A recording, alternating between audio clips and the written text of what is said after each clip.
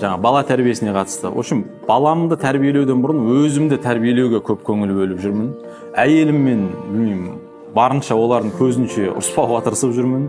Немесе әйеліммен ұрысуға тура келсе, жүрші сыртқа шығып келейік, кофе ішіп келейік деген сияқты. Сыртта кәдімгі ересек адамдарша сенің мына жерде былай айтқаның ұнамады, бұны шешу үшін не істейміз деген сияқты конструктивный пікірмен ұрыстарды шешуге тырысып жүрмін. Кәдімгі бізге ер мен әйелге жетпейтін бір нәрсе, үлкен ересек адамдарша әңгімелесу деген нәрсе көп жетпейді бізге.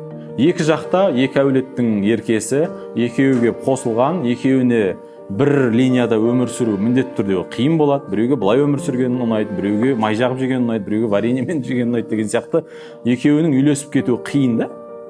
Ал енді ол үшін кәдімгі ересек адамдарша, тең адамдарша сөйлескен кезде көп конфликттің негізі алдын алынады. Осылай шешілу керек негізі. Бізде қалай менікі ғана дұрыс дегенмен өмір сүреді дағаны, сонымен екі жаққа айырылысып, сол ортада бала қиналып жатады.